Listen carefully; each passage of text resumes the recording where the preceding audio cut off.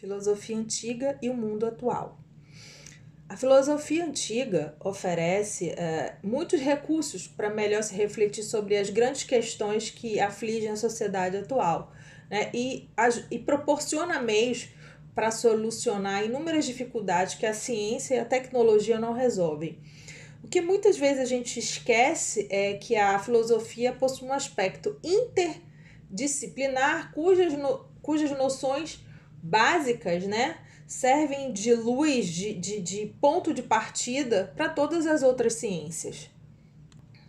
Os filósofos da antiguidade clássica tiveram intuições transcendentais sobre a realidade que atravessaram o tempo, né? Dado que seus conceitos convêm à essência de todos os seres e assim permanecem vivos, não obstante todo o avanço da ciência moderna, né? Aí a gente vê aí um motivo pelo qual, embora sob o ponto de vista da constituição física, biológica e química dos seres criados, eles tenham cometido erros, no que tange à essência última de uma coisa, a qualidade essencial, ao conjunto das condições que determinam um ser particular, no que lhe é ontologicamente constitutivo, deixaram noções sem as quais a própria ciência não chegaria onde tem conseguindo chegar a conquistar. A verdade é que a ciência moderna apresenta um saber racional unilateral. Volta-se unicamente para o objeto exterior, a quantidade, o que é aparente, e acaba se esquecendo do sujeito, da sensibilidade, do espírito, do mundo da vida, da consciência, nas quais o saber se enraiza. O imperialismo cientificista leva a querer objetivar e a quantificar o próprio sujeito pensante, e daí uma psicologia, uma antropologia, uma sociologia ditas científicas, donde uma série de desvios, levando uma falsa visão do homem nessa terra, a qual é deste modo violada pela falta de percepção do valor da vida humana, que fica agredida, vítima da agressão desumana à natureza. Uma ciência que se mostra divorciada da vida, da existência. Já o pensamento antigo leva realmente o homem à reconciliação com a natureza e consigo mesmo. E hoje, mais do que nunca, vale o lema socrático: conhece-te a ti mesmo. É esse ato de conhecimento que torna viável a promoção de nossa autotranscendência, conhecer a si mesmo para saber como modificar a relação para consigo, com os outros e com o mundo. Qualquer pessoa que acompanha o desenrolar de fatos no Brasil hoje fica certamente convencido de que uma releitura dos sábios filósofos gregos, bastaria Sócrates e Platão, ajudaria para que houvesse mais consistência em muitos dos pronunciamentos e atitudes de alguns líderes que comandam, né, o Brasil. E também daqueles que os seguem. Se essas pessoas tivessem um pouco de contato com esse conhecimento, provavelmente não validariam essas posturas.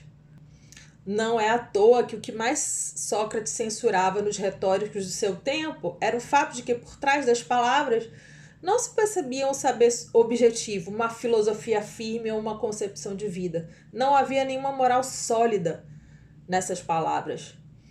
O que movia esses pronunciamentos era cobiça, vontade de sucesso a todo custo e sempre uma falta de escrúpulo em prometer, sem condições ou intenções, de minimamente cumprir o que estava sendo prometido, né? O discurso dos sofistas pode ser encontrado na política que está presente no mundo atual. Ainda segundo Platão, o autêntico homem público é aquele que faz mais virtuosos os cidadãos, os seus seguidores, depois de haver ele próprio se tornado mais virtuosos, graças, né, ao domínio, ao controle que ele consegue exercer sobre os seus ímpetos, né, seus ímpetos de mando, e evitando todo e qualquer desmando, né? A opinião reta deve ser fixada, estabilizada pelo saber. e deve ser sempre o objeto final dos bons políticos. Esse tipo de atitude deveria ser a regra para a atuação política do nosso mundo atual, né? Já seria uma solução grande de uma série de dificuldades que a gente tem percebido no âmbito da política, não só brasileira, mundial. Ou seja, os sábios antigos podem, portanto, nos ajudar a repensar plenamente a época atual, né? Infelizmente, a gente percebe um vazio que rege o mundo de hoje, né? A gente vê grupos de pessoas que preconizam uma desagregação da sociedade, dos costumes, do indivíduo colocado a reboque do consumismo, né? Uma erosão das entidades sociais com prevalecência do individualismo. Percebemos uma fratura da socialização. Em contraponto, a filosofia antiga conduz à ataraxia, os ânimos serenados, uma quietude, mas que não amordaça, né? Então, existe um dinamismo necessário aos grandes esforços, visando o aprimoramento individual e social. Não há morte do desejo, não há amputação da expressão ou atrofia do eu, mas o aflorar de personalidades abertas à realidade de um mundo que não pode romper com os princípios fundamentais sem os quais nada consciente se constrói. É desse modo que se orientará a sociedade pós-moderna, colocando-a sob a égide de dispositivos abertos e plurais. É nesse ponto que o ideal educativo grego poderia ajudar a repensar dessa situação atual, né? Pensando uma formação geral que tem por tarefa construir o homem como homem e como cidadão, né?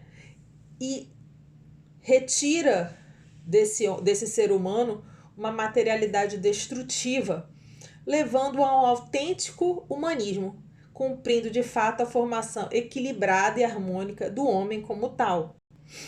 A sabedoria grega é uma sabedoria do homem ser racional, que tem consciência do valor supremo do conhecimento racional para compreender a realidade e edificar uma filosofia de vida e orientar o ser pensante em todos os sentidos.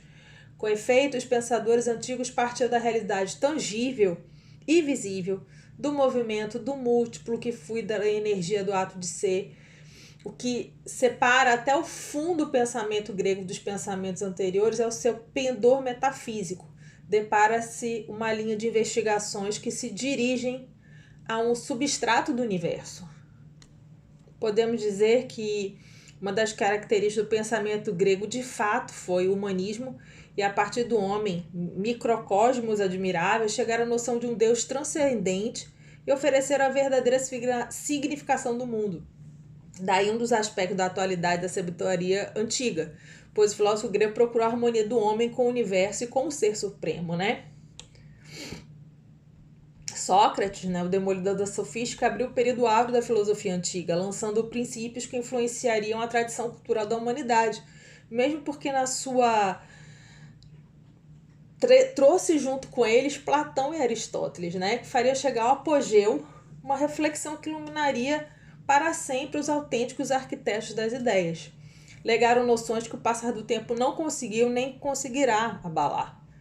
A notável aptidão dos filósofos antigos de organizar, assimilar a realidade, a capacidade animada por uma persistente reflexão do espírito questionador deu de fato uma primazia ímpar aos pensadores gregos romanos, né?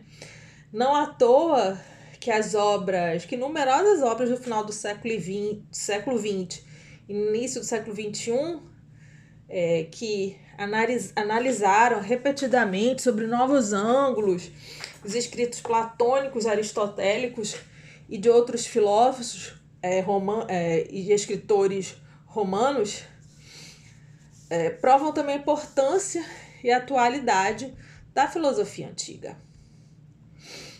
O que a gente pode resumir é que os filósofos greco-romanos deram uma resposta incitante a inúmeras questões que inquietam o ser pensante até hoje.